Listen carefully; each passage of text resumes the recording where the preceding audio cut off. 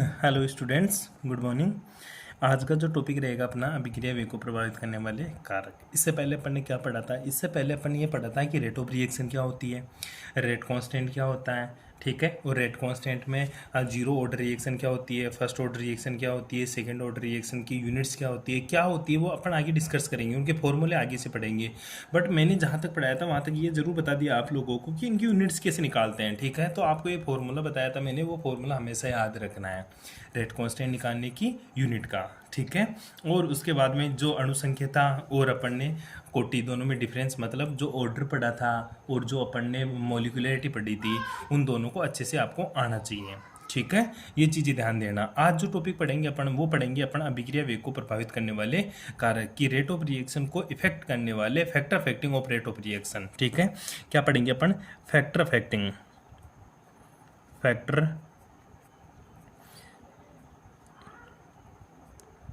ठीक है, factor affecting of rate of reaction, ठीक है। Factor affecting of rate of reaction पढ़ेंगे अपन, अभिक्रिया वेग को प्रभावित करने वाले कारक। अब अभिक्रिया वेग को प्रभावित करने वाले कारकों से मतलब समझ, जैसे मान ले मैंने एक रिएक्शन ले ली A प्लस बी, ये दोनों मिलकर मेरा क्या बना रहा है? प्रोडक्ट बना रहा है। यहाँ पे क्या यूज करता? तो कैटलिस्ट भी यूज करता है, ठीक है, उत्प्रेरक यूज करता है। यहाँ पर तो टेम्परेचर भी यूज करता है और प्रेशर भी यूज करता है, ठीक है। तो इस रिएक्शन में देख तू मोटा मोटी देख, इस रिएक्शन में क्या क्या चीज़ है। मोटी मोटी चीज़ देखेंगे तो पता चलेगा इस रिएक्शन में गुरुजी ये दो तो क्या है? मेरे रिएक्टेंट है। ये दो तो मेरे क्या है? रिएक्टेंट, ठीक है, ठीक है। मतलब ये दोनों तो मेरे क्रियाकारक है, ठीक है। तो इस चीज में जो स्पेशल है ना, उस चीज को देख कि रेट किसके ऊपर डिपेंड करेगी। गुरुजी रेट डिपेंड करेगी, पहली चीज जो रेट को इफेक्ट करेगा, जो भी रेट को इफेक्ट करने वाला कारक होगा वो मेरा क्या होगा? रिएक्टेंट होगा। सबसे पहला जो कारक होगा वो मेरा क्या होगा? रिएक्टेंट। रिएक्टेंट की क्या? रिएक्टेंट की केवल कंसंट्रेशन, रिएक्टेंट की क्या?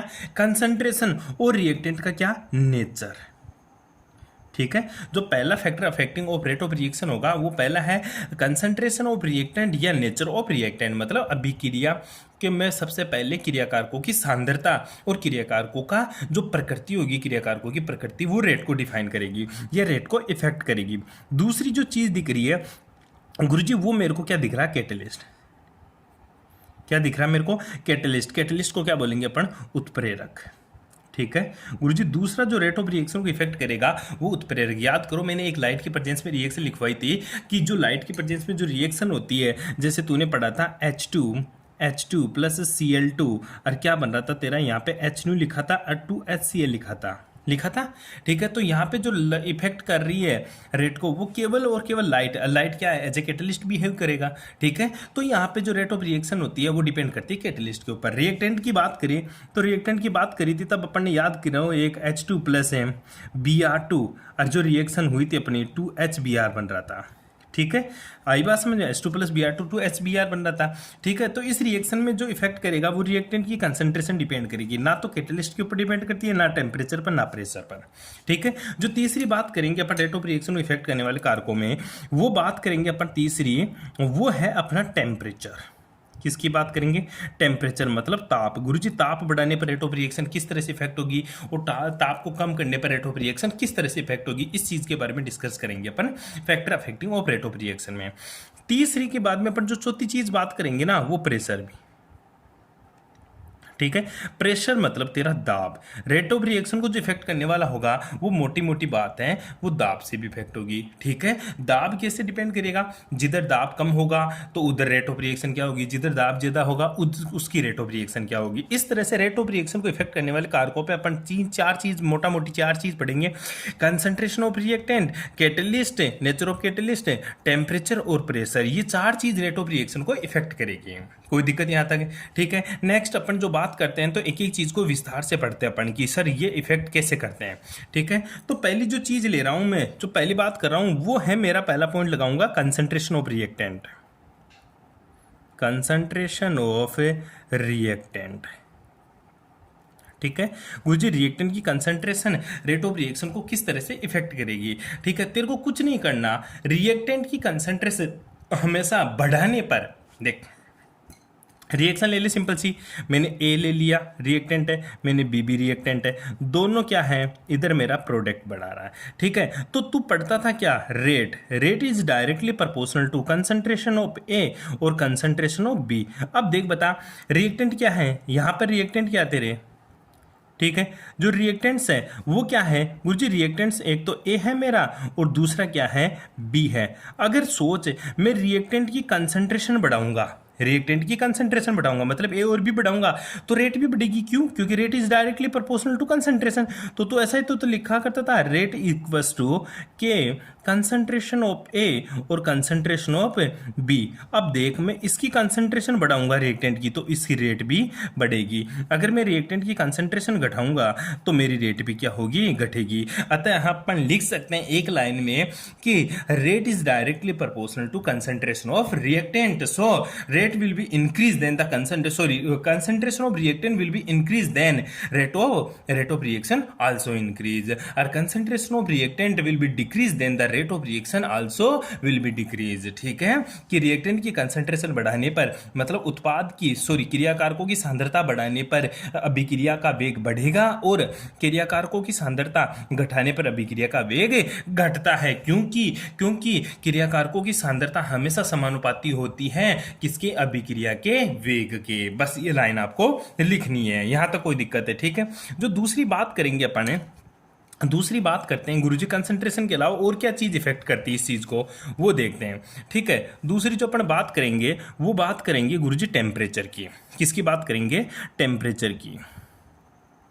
किसकी बात करेंगे, टेम्परेचर मतलब ताप। अगर अब देख ताप बढ़ाने पर रेट ऑफ रिएक्शन किस तरह से इफेक्ट होती है, सिंपल सी एक ऑर्डिनरी बात करें ना तो सिंपल सी बात है कि गुरुजी टेम्परेचर बढ़ाने पर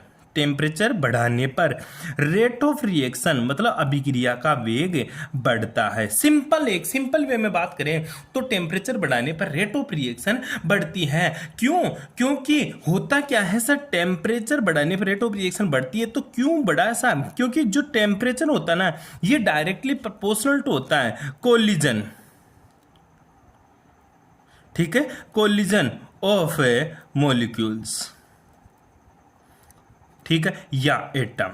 ठीक है, देख अगर तू टेम्परेचर बढ़ाएगा तो अणुओं के बीच में टक्कर बढ़ेगी। क्या बढ़ेगी, अणुओं के टक्कर बढ़ेगी। कैसे, अगर मेरे पास ए और बी दो रिएक्टेंट है, ठीक है, और ये रिएक्शन से क्या बना रहा है, मेरा प्रोडक्ट है। अगर तो इस अभिक्रिया में टेम्परेचर बढ़ाएगा, अगर इस रिएक्शन में टेम्परेचर बढ़ाएगा तो ए और बी इन दोनों मॉलिक्यूल्स के पास कौन सी एनर्जी आ जाएगी, काइनेटिक एनर्जी आ जाएगी। काइनेटिक एनर्जी मतलब गतिज ऊर्जा आ जाएगी। कौन सी एनर्जी आ जाएगी, गतिज ऊर्जा। ए और बी के पास कौन सी एनर्जी आ गई, गतिज ऊर्जा। गतिज ऊर्जा मतलब काइनेटिक एनर्जी आते ही ये एक दूसरे की तरफ मोशन करेंगे, मतलब इनकी रेट बढ़ जाएगी, इनकी स्पीड बढ़ जाएगी, इनका वेग बढ़ जाएगा। और वेग बढ़ेगा तो एक दूसरे के पास में आकर ज्यादा स्ट्राइक करेगा, एक दूसरे के पास में आकर ज्यादा स्ट्राइक करेगा। और जितना ज्यादा स्ट्राइक करेगा तो प्रोडक्ट भी उतना ही जल्दी मिलेगा। क्यों, एक दूसरे के पास में जितना जल्दी आएंगे तो उतना ही जल्दी रिएक्शन करेंगे, और जितनी जल्दी रिएक्शन करेंगे तो टेम्परेचर बढ़ाने पर रेट ऑफ रिएक्शन उतनी ही फास्ट होगी। क्यों, क्योंकि कोलिजन बढ़ता है। सिंपल सा एक ही वर्ड यूज करना, टेम्परेचर बढ़ाने पर अभिक्रिया का वेग या अभिक्रिया की दर बढ़ती है, क्योंकि तापमान बढ़ाने पर क्रियाकारी अणुओं की ऊर्जा बढ़ने के कारण टक्करों की संख्या में वृद्धि होती है, जिसके फलस्वरूप अभिक्रिया का वेग बढ़ता है। इसका कोई एक खास एग्जांपल, हाँ देख, किसी अभिक्रिया कोई एक ऐसी अभिक्रिया जिसमें अगर तू टेम्परेचर को 10 डिग्री सेल्सियस बढ़ाएगा,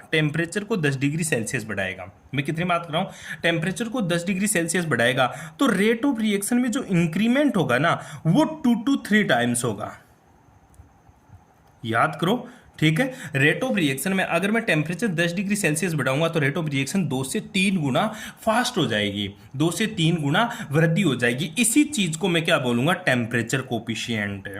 क्या बोलूंगा, टेम्परेचर कोफिशिएंट। ठीक है, टेम्परेचर कोफिशिएंट को हिंदी में बोलेंगे ताप गुणांक। क्या बोलेंगे रे, ताप गुणांक। सिंपल सी बात है, अगर टेम्परेचर को 10 डिग्री सेल्सियस बढ़ाऊंगा तो सर रेट ऑफ रिएक्शन में 2 से 3 गुना वृद्धि होगी। इसी चीज को मैं क्या बोलूंगा, इसे ही अपन क्या बोलते हैं, ताप गुणांक बोलते हैं। क्या बोलते हैं, ताप गुणांक। तो ताप गुणांक का कभी कभी फॉर्मूला पूछ लेता है तेरे को, तो ताप गुणांक का फॉर्मूला देख क्या होगा।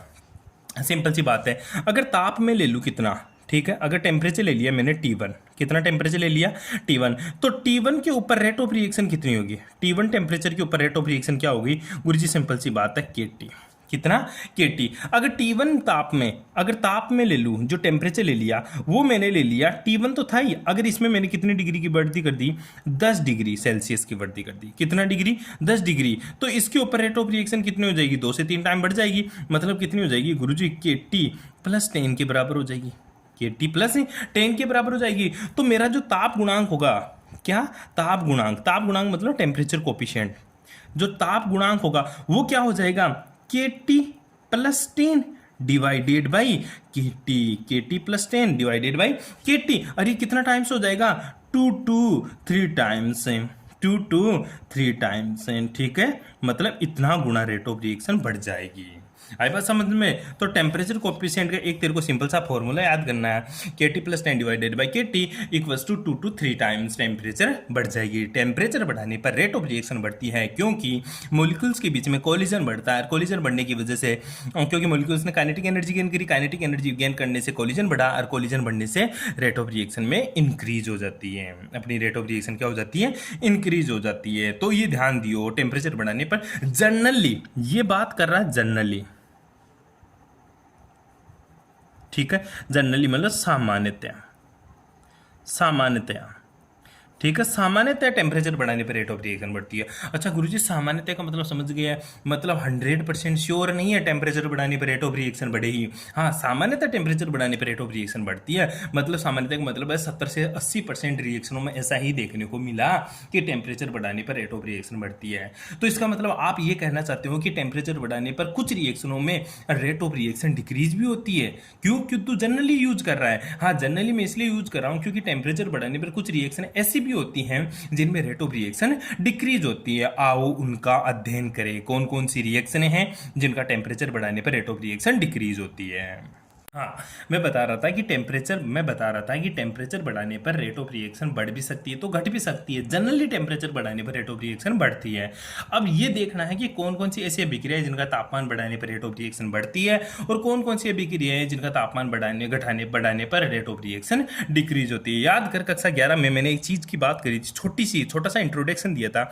एक बात करता था मैं हमेशा, एक तो तेरी उष्मा छेपी, एक तो मैं बात करता था तेरी उष्मा छेपी की, एक बात करता था मैं उष्मा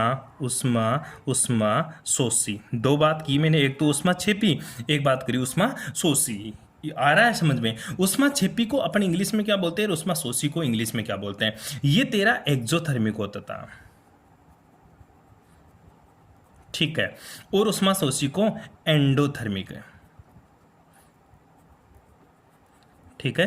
दो रिएक्शन की बात करी थी, उष्मा शोषी और उष्मा छेपी। एक तो एक्सोथर्मिक है और एक था एंडोथर्मिक है। अब दोनों में डिफरेंस भी देख ले, एक्सोथर्मिक और एंडोथर्मिक रिएक्शन होती क्या है। सिंपल सी बात बताऊंगा, ऐसी रिएक्शन जिसमें टेम्परेचर रिलीज होता हो, ऐसी रिएक्शन जिसमें टेम्परेचर क्या हो, रिलीज हो। देख, उष्मा छेपी मतलब उष्मा का उत्सर्जन करती है, उष्मा शोषी मतलब उष्मा का अवशोषण करती है। एक तो उष्मा छेपी मतलब उष्मा का उत्सर्जन करेगी, एक उष्मा शोषी मतलब उष्मा का अवशोषण करेगा। मतलब एक तो हीट को रिलीज करेगी और एक हीट को अब्जॉर्ब करेगी। एक्सोथर्मिक तो मतलब हीट रिलीज करती है, हीट रिलीज,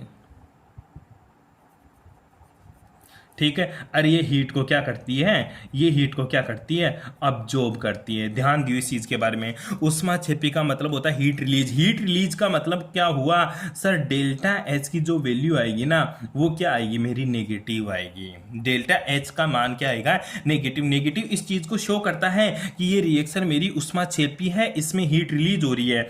और एक्सोथर्मिक, एंडोथर्मिक मतलब उष्मा शोषी। उष्मा शोषी का मतलब होता है हीट को क्या कर रहा है, अब्जॉर्ब कर रहा है, हीट को उष्मा का अवशोषण कर रहा है।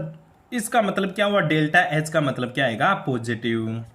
देख, उष्मा छेपी का मतलब होता है उसको हीट निकालना है, उष्मा शोषी का मतलब है उसको हीट की रिक्वायरमेंट है, उसे हीट की रिक्वायरमेंट है। बेटी चीज समझ में। अच्छा गुरुजी, ऐसी कौन कौन सी रिएक्शन होती है। अब देख सिंपल सी बात है, एक रिएक्शन है A+B, ये क्या बना रहा है, मेरा कोई प्रोडक्ट भी। दूसरी रिएक्शन ले ली मैंने A+B, ये भी क्या बना रहा मेरा प्रोडक्ट, ठीक है। इसके लिए डेल्टा एच का मान क्या है, सिंपल सी बात कर ले नेगेटिव। इसके लिए डेल्टा एच का मान क्या है, पॉजिटिव। मतलब ये जो रिएक्शन है नेगेटिव वाली, ये मेरी एक्सोथर्मिक रिएक्शन है, ठीक है। और ये मेरी कौन सी रिएक्शन है, एंडोथर्मिक रिएक्शन है, ठीक है। ये तो एक्सोथर्मिक है और ये मेरी कौन सी है, एंडोथर्मिक। अब सिंपल सी बात करते हैं, एक्सोथर्मिक का मतलब है हीट को रिलीज करना, क्या, हीट को रिलीज करना। हीट का क्या हो रहा है, रिलीज, ठीक है।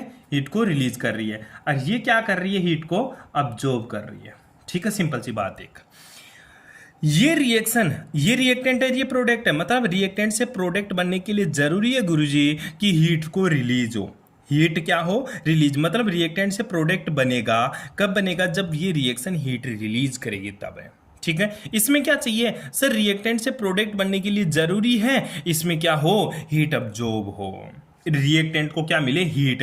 और हीट का सीधा सा संपर्क होता है टेम्परेचर से, हीट का सीधा सा संपर्क क्या होता है, टेम्परेचर। ये रिएक्शन क्या चाहती है कि ए और बी प्रोडक्ट में तब ज्यादा बनेगा जब ये हीट ले ले, हीट ले ले। हीट कहां से लेगा, एनवायरमेंट से। हीट कहां से लेगा, एनवायरमेंट से। और एनवायरमेंट से हीट किस रूप में मिलेगा, टेम्परेचर की फॉर्म में। तो ये रिएक्शन क्या चाहती है, हमेशा टेम्परेचर बढ़े। मतलब सिंपल सी बात है, एंडोथर्मिक रिएक्शन उष्माशोषी अभिक्रियाओं के लिए तापमान बढ़ाने पर रेट ऑफ रिएक्शन बढ़ती है। क्यों, क्योंकि ये रिएक्शन चाहती है मेरे को हीट मिले, क्योंकि एंडोथर्मिक प्रोसेस है, हीट अब्जॉर्ब करना चाहती है, एनवायरमेंट से हीट अब्जॉर्ब कर रही है और तू उसको और हीट दे दिया, हीट किस रूप में, टेम्परेचर की फॉर्म में और हीट दे दिया, तो ये रिएक्शन फास्ट होगी या नहीं होगी, सिंपल सी बात है गुरुजी, फास्ट होगी। क्योंकि ये चाह रहे हैं कि मेरे को हीट मिले, ये चाह रहे हैं मेरे को हीट मिले। और हीट कहां से मिलेगा, टेम्परेचर की फॉर्म में। अगर टेम्परेचर तो इसका बढ़ा देगा तो रेट ऑफ रिएक्शन फास्ट हो जाएगी। अब ये रिएक्शन देख, ये क्या चाहती है, नहीं भाई मैं तो हीट रिलीज कर रहा हूं, ये क्या चाहती है, हीट को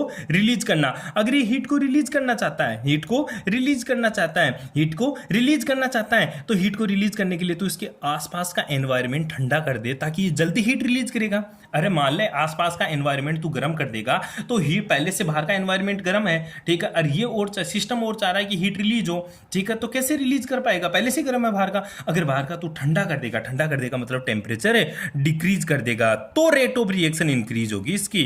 अगर तू इस रिएक्शन के लिए टेम्परेचर बढ़ा दिया तो रेट ऑफ रिएक्शन क्या हो जाएगी, डिक्रीज हो जाएगी। सिंपल सी बात समझे, टेम्परेचर डिक्रीज करने पर रेट ऑफ रिएक्शन इंक्रीज होती है और टेम्परेचर इंक्रीज करने पर रेट ऑफ रिएक्शन डिक्रीज होती है। किसके लिए, एक्सोथर्मिक के लिए। और ये किसके लिए, एंडोथर्मिक के लिए।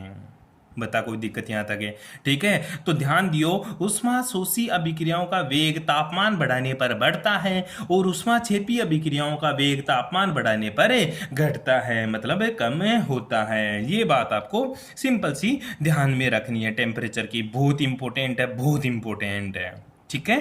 कोई दिक्कत नहीं आता कि आगे चलो मैं बात करता हूं दाब की। फैक्टर अफेक्टिंग में बात कर रहे अपने pressure,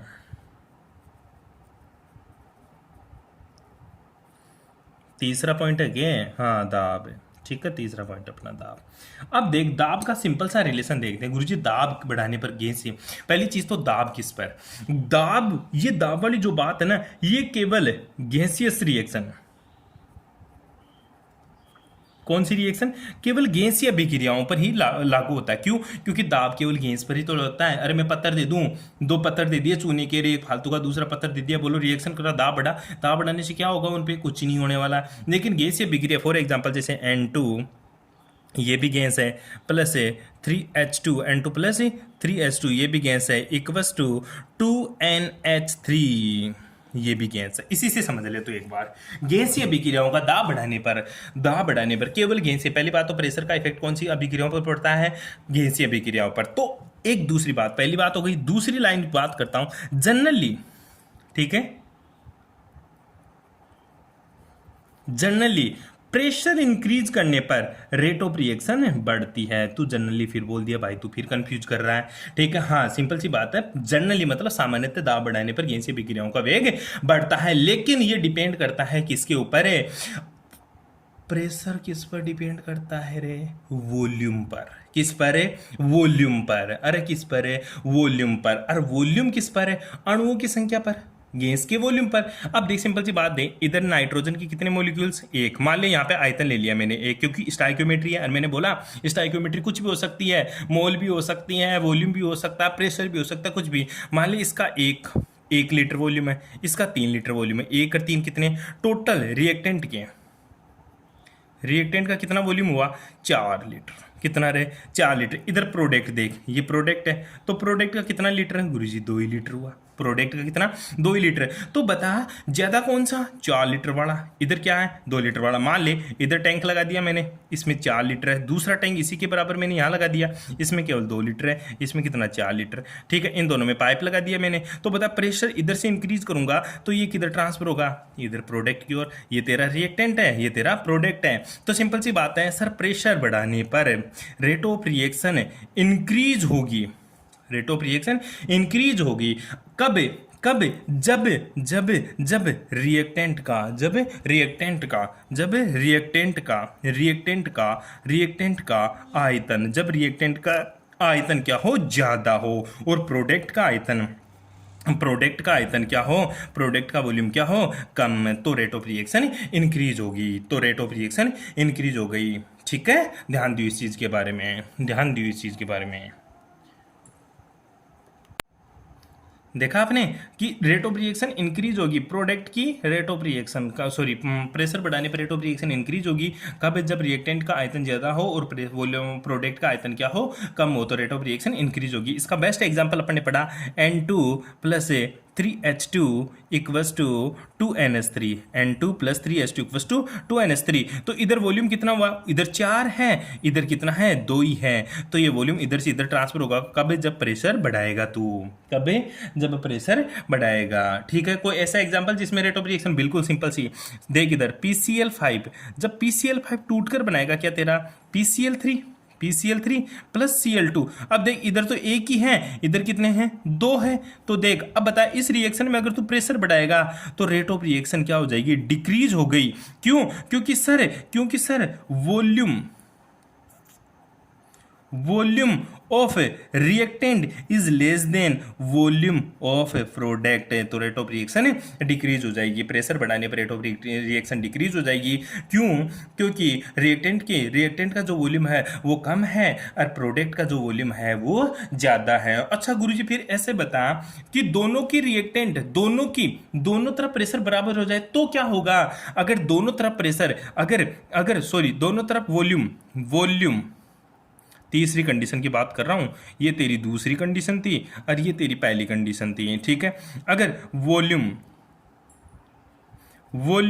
of reactant equals to volume of product, तो क्या होगा, तो sir volume of reactant equals to volume of product होने पर, मतलब क्रियाकारक का आयतन और उत्पाद का आयतन बराबर होने पर प्रेशर का कोई, दाब का कोई प्रभाव नहीं पड़ता, दाब का कोई प्रभाव नहीं पड़ता। फॉर एग्जांपल अपन रिएक्शन की बात करें, 2HI एक रिएक्शन दे दिया, ये कन्वर्ट हो जाएगी H2 प्लस I2 में, इधर भी 2 है, इधर 1 और 1 2, तो टोटल 2 है। तो यहाँ पर रेट ऑफ रिएक्शन का कोई इफेक्ट, प्रेशर बढ़ाने पर रेट ऑफ रिएक्शन के ऊपर कोई प्रभाव नहीं पड़ेगा। तो दोबारा समझे, अगर क्रियाकारक का आयतन ज्यादा हो तो प्रेशर बढ़ाने पर रेट ऑफ रिएक्शन बढ़ती है, अगर उत्पाद का आयतन ज्यादा हो तो प्रेशर बढ़ाने पर रेट ऑफ रिएक्शन डिक्रीज होती है, अगर क्रियाकारक और उत्पाद दोनों का आयतन बराबर हो तो प्रेशर बढ़ाने पर रेट ऑफ रिएक्शन के ऊपर कोई इफेक्ट नहीं पड़ता। ठीक है जी, आगे देखिएगा अब।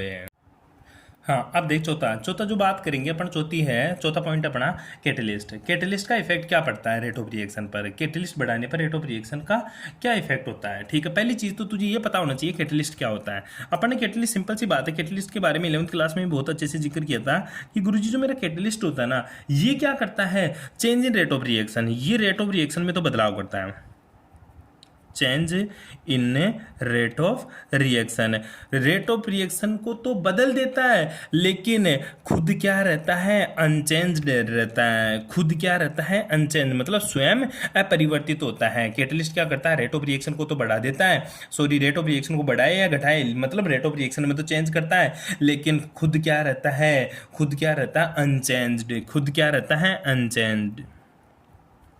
ठीक है, हिमसेल्फ क्या रहता है, अनचेंज्ड, खुद नहीं बदलता, मतलब उसमें कोई बदलाव नहीं होता।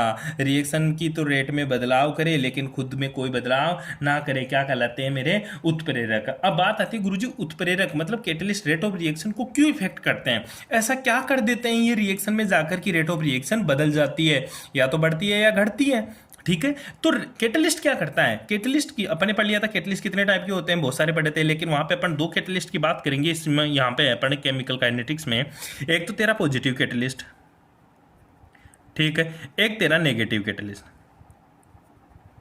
ठीक है, दो तरह की कैटलिस्ट की बात करेंगे, एक तो पॉजिटिव कैटलिस्ट और एक तेरा नेगेटिव कैटलिस्ट। पहली बात तो तू बता रहा है कि कैटलिस्ट क्या इफेक्ट करता है रेट ऑफ रिएक्शन में।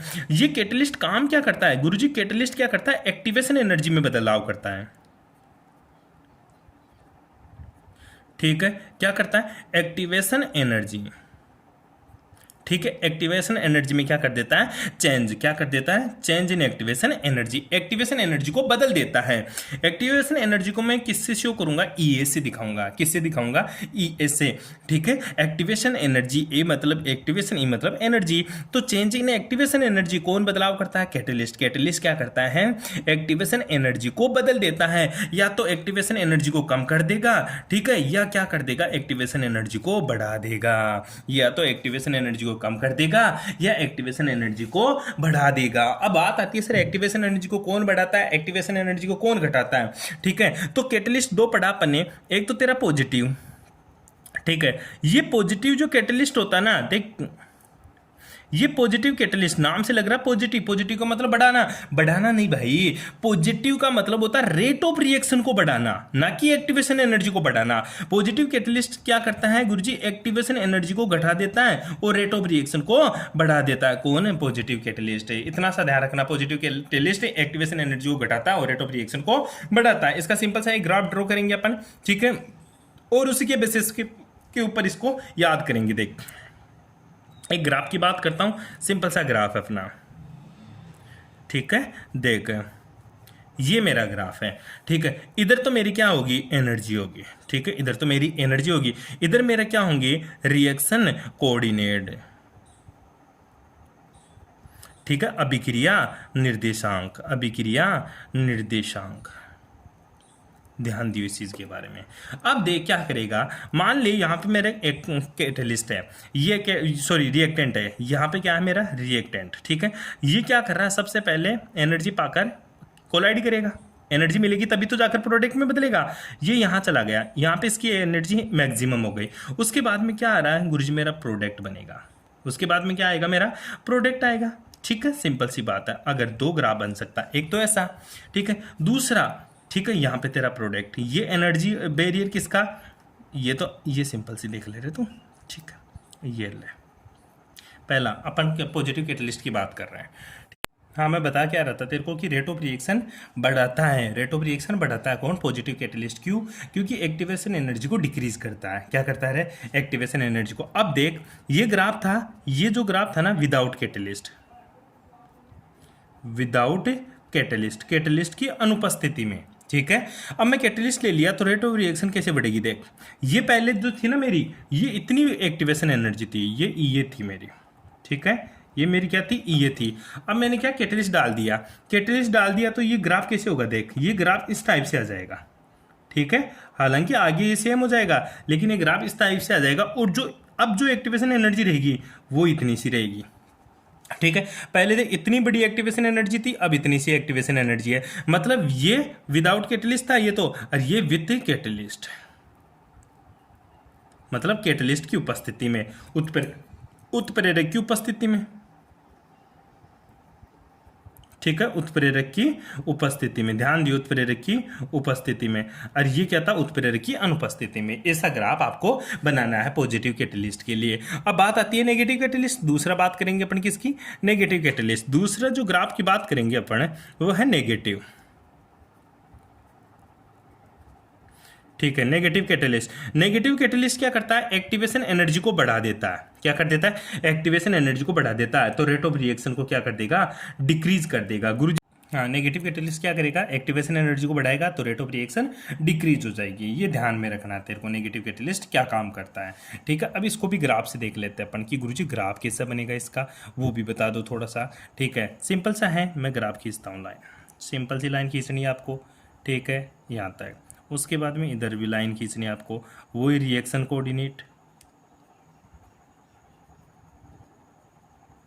ठीक है, इधर क्या लिखेंगे, एनर्जी, ऊर्जा रहा है, ऊर्जा एनर्जी तेरी।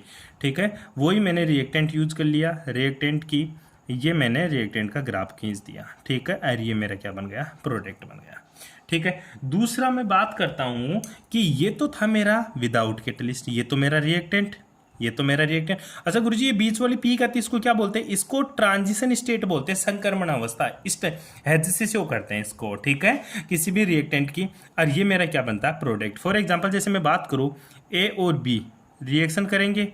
ठीक है, उसके बाद में ए क्या जुड़ेगा, बी के साथ, और उसके बाद में क्या जुड़ जाएगा, मेरा ए बी प्रोडक्ट बन जाएगा मेरा, सिंपल। ठीक है, तो ये तो मेरी रिएक्टेंट है, ये मेरी ट्रांजिशन स्टेट है, ये मेरी कौन सी है, ट्रांजिशन स्टेट, और ये मेरी कौन सी है, प्रोडक्ट। तो ट्रांजिशन स्टेट है ना, इसकी बात करता है, यहाँ पे रिएक्टेंट आपस में जुड़कर प्रोडक्ट का निर्माण कर रहे होते हैं।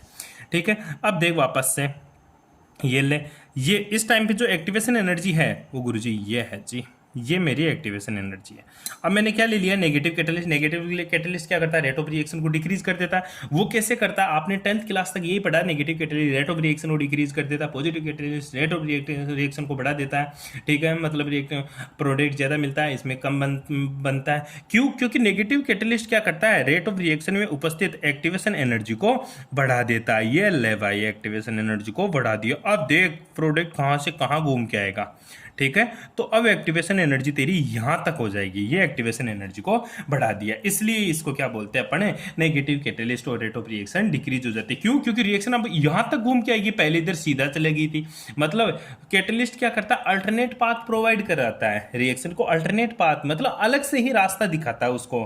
अगर नेगेटिव यूज करेगा तो बड़े लंबे रास्ते से लेके जाएगा, अगर पॉजिटिव यूज करेगा तो छोटे रास्ते से लेके जाएगा तुम्हें। ठीक है, इसलिए कैटलिस्ट का बहुत ज्यादा रोल होता है किसमें, रेट ऑफ रिएक्शन में, किस मेरे रेट ऑफ रिएक्शन में। यहां तक किसी को कोई प्रॉब्लम? ठीक है जी भाई, ऐसा तुम पढ़ सकते हो, इसमें कोई बड़ी बात नहीं है। अब मैं इस ग्राफ की एक छोटी सी विशेषता बताता हूं जो कि आपकी है तो नहीं, आपकी है नहीं, लेकिन फिर भी आपको एक छोटा सा ग्राफ समझाने की कोशिश करता हूं। उसमें मैं सारी चीजें आपको बताता हूं जो सिलेबस में नहीं है, लेकिन आप लोगों को पता होनी चाहिए चीजें। ठीक है, अब देख क्या बताता हूं, एक ग्राफ बनाता हूं मैं। ठीक है, सिंपल सा, हालांकि आप साइड में लिख लेना इसको कहीं पे भी, जो कि आपको थोड़ा सा नॉलेज दे। हर बार बोलता रहता है तो गुरुजी ये क्या होती है, फलाना ढीकड़ा, सारी चीज देख ले इस ग्राफ में एक बार तो। ठीक है, ये इधर मेरी ऊर्जा होती है, ऊर्जा मतलब तेरी एनर्जी, हिंदी मीडियम वाले ढंग से देखे। इधर मेरे रिएक्शन कोऑर्डिनेट। ठीक है, रिएक्शन कोऑर्डिनेट का मतलब क्या होता है, तेरा अभिक्रिया निर्देशांक है। ठीक है, अब देख दो ग्राफ बनाऊंगा। ठीक है, पहली चीज देख, इस ग्राफ में मेरा रिएक्टेंट यहाँ था। ठीक है, ये चला गया भाई साहब यहाँ पे, और ये यहाँ से ये मेरा प्रोडक्ट यहाँ चला गया। ठीक है, ये मेरा रिएक्टेंट, ये मेरी ट्रांजिशन स्टेट। ठीक है, और ये मेरा प्रोडक्ट। अब देख एनर्जी नीचे से ऊपर जा रहे हैं तो बढ़ रही है, इधर तक की एनर्जी, रिएक्टेंट की एनर्जी गुरुजी यहाँ थी, तो बता प्रोडक्ट की एनर्जी कहाँ रह गई, गुरुजी यहीं रह गई ना, प्रोडक्ट की तो प्रोडक्ट की एनर्जी तो यहीं रह गई। मतलब रिएक्टेंट की ऊर्जा ज्यादा थी, प्रोडक्ट की ऊर्जा कम है, क्योंकि नीचे आ गया प्रोडक्ट है। तो मतलब रिएक्टेंट और प्रोडक्ट दोनों के बीच में एनर्जी का क्या हुआ है, उत्सर्जन हुआ। रिएक्टेंट से प्रोडक्ट बना तो एनर्जी का क्या हुआ, उत्सर्जन। डेल्टा एच की वैल्यू क्या आ रही है, नेगेटिव। डेल्टा एच की वैल्यू क्या आ रही है, नेगेटिव। तो डेल्टा एच की वैल्यू नेगेटिव, मतलब ये तेरा कौन सा प्रोसेस है, एक्सोथर्मिक प्रोसेस है। कौन सा है, एक्सोथर्मिक। उष्मा उष्मा उष्मा उष्मा, ये उष्माक्षेपी प्रोसेस है। ठीक है, यहां से लेकर यहां तक की जो एनर्जी होती है उसको मैं एक्टिवेशन एनर्जी बोलता हूं। क्या बोलूंगा, एक्टिवेशन एनर्जी मतलब सक्रियण ऊर्जा, सक्रियण ऊर्जा, हिंदी में क्या बोलेंगे, सक्रियण, हिंदी इंग्लिश में क्या बोलेंगे इसको, एक्टिवेशन एनर्जी। ध्यान से देखिए ग्राफ बहुत ज़्यादा इंपॉर्टेंट है। क्यों? क्योंकि ये ग्राफ बहुत लोगों के समझ में नहीं आता, गुरुजी ग्राफ बनता कैसे है, इसमें क्या क्या होता है, क्या नहीं होता, वो सारी चीज़ें होती हैं। ठीक है, अब देख आगे की चीज़, एक छोटी सी चीज़ और देख तू, सिंपल सी चीज़ एक और देख, यहाँ तक की डेल्टा एच, यहाँ तक की एक्टिवेशन एनर्जी। अब देख ये जो एनर्जी होती है ना, ये एनर्जी, इसको बोलते हैं दहलीज ऊर्जा। दहली ऊर्जा याद कर, कक्षा 11 में दहली ऊर्जा का फॉर्मूला पढ़ा था, मतलब थ्रिस्टलोट एनर्जी। कौन सी एनर्जी? थ्रिस्टलोट एनर्जी, दहलीज ऊर्जा, याद करो थोड़ा सा, दहलीज ऊर्जा, थ्रिस्टलोट एनर्जी। अरे याद आ रही है, थ्रिस्लोट एनर्जी। ये एनर्जी क्या होती है? थ्रिस्लोट एनर्जी। और ये जो मेरा ग्राफ होगा वो कौन सा ग्राफ होगा? एक्सोथर्मिक ग्राफ होगा। अच्छा गुरुजी एंडोथर्मिक ग्राफ कब होगा? देख, जब रिएक्टेंट की एनर्जी, ये रही प्रोडक्ट की, ये रिएक्टेंट था मेरा, ठीक है, और मान ले तेरे को प्रोडक्ट की यहीं पे मिल जाए, यहीं पे क्या मिल जाए तेरे को? प्रोडक्ट मिल जाए। ये प्रोडक्ट यहीं मिल गया, पहले वाला प्रोडक्ट यहाँ मिला था तेरे को, ठीक है। तो अब देख रिएक्टेंट की एनर्जी ये रही, प्रोडक्ट की एनर्जी ये रही, तो ये डेल्टा एच की वैल्यू क्या आ रही है? ये डेल्टा एच की वैल्यू पॉजिटिव आ रही है। तो ये जो ग्राफ होगा वो कौन सा होगा मेरा? एंडोथर्मिक है। कौन सा ग्राफ होगा? एंडोथर्मिक है। क्यों? क्योंकि देख रिएक्टेंट की एनर्जी कम है और प्रोडक्ट की एनर्जी ज्यादा है। रिएक्टेंट की कम और प्रोडक्ट की एनर्जी ज्यादा, मतलब इसने एनर्जी को गेन किया है, इसलिए कौन सा है मेरा? Endothermic process. ठीक है, ध्यान दियो, एक्सोथर्मिक एंडोथर्मिक ग्राफ बहुत बार पूछ लेता है कंपटीशन एग्जाम में। एंडोथर्मिक ग्राफ नीचे तक जाता है, एक्सोथर्मिक तो एंडोथर्मिक ऊपर ही रह जाता है। ये इंपॉर्टेंट ग्राफ है, आप ढंग से भी देख लेना इस चीज को। ठीक है भाई, यहां तक किसी को कोई प्रॉब्लम? ये तेरा कैटलिस्ट का इफेक्ट आ गया। अब एक और बच रहा है, वो भी तेरे को बता देता हूं। देख, मोटा मोटी तो चार ही चीज थी, जो चारों चीज अपन ने डिस्कस कर ली कि जो रेट को इफेक्ट करते हैं। लेकिन कुछ रिएक्शन ऐसी भी होती है, जैसे मैंने आप लोगों को बताया, जैसे एक रिएक्शन फोटोसिंथेसिस रिएक्शन पढ़ा है तूने, कौन सी?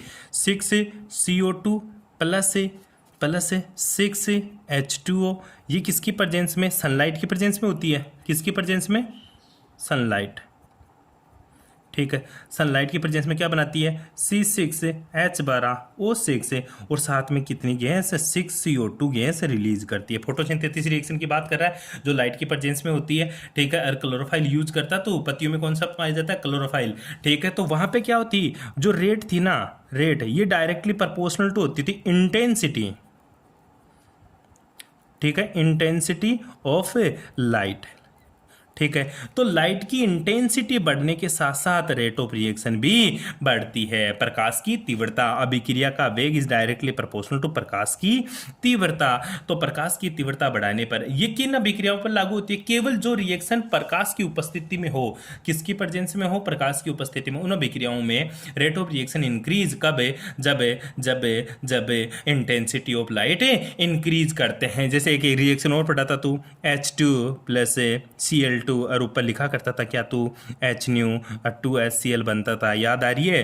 ठीक है, ये भी लाइट की प्रेजेंस में होती है। इन अभिक्रियाओं पर प्रकाश का भी प्रभाव पड़ता है। तो rate of reaction is directly proportional to intensity of light. If you increase the intensity of light, then rate of reaction of increase. ठीक है जी, नेक्स्ट छठा पॉइंट, पांचवा छठा पॉइंट हालांकि नॉर्मल है, लिख दोगे तो अच्छी बात है। चार तो तेरे इंपॉर्टेंट थे जो अपन ने पढ़ लिए। अब जो छठी बात है वो है nature of reactant.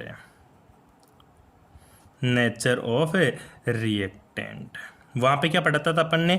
Concentration of reactant. यहाँ पे नेचर ऑफ रिएक्टेंट, ये रिएक्टेंट कौन सी स्टेट में हो तब रिएक्शन फास्ट होगी, और रिएक्टेंट कौन सी स्टेट में हो जब रिएक्शन स्लो होगी। अगर रिएक्टेंट कौन सी स्टेट में हो? मॉलिक्यूल्स में हो। कैसे? जैसे तेरा H2 हो, जैसे तेरा Cl2, ये सब मॉलिक्यूल्स है, तो रेट ऑफ रिएक्शन क्या होगी? रेट ऑफ रिएक्शन डिक्रीज होगी, स्लो रिएक्शन होगी। अगर तेरा रिएक्टेंट क्या हो? गैसेस स्टेट में हो, गैसेस मतलब आयनिक स्टेट में हो, तो आयनिक याद रख ले मोटा मोटी। अगर आयनिक स्टेट में हो, जैसे तेरा H+ हो, जैसे Cl- हो, तो रेट ऑफ रिएक्शन है इंक्रीज होगी, मतलब जल्दी से जुड़ जाएगा, इसको टूटेगा फिर जुड़ेगा, तब तक तो बहुत कारनामे हो जाएंगे। ठीक है, तो इतना सा ध्यान रखना। नेचर ऑफ रिएक्टेंट हमेशा कौन सा होना चाहिए, आयनिक स्टेट, तो रेट ऑफ रिएक्शन इंक्रीज होगी। अगर नेचर ऑफ रिएक्टेंट अगर कौन सी स्टेट में, मोलिक्यूल्स में, तो रेट ऑफ रिएक्शन है डिक्रीज होगी। ये थे रेट को इफेक्ट करने वाले कारक। यहाँ तक आपको भाई पढ़ना है। ठीक है जी, थैंक यू।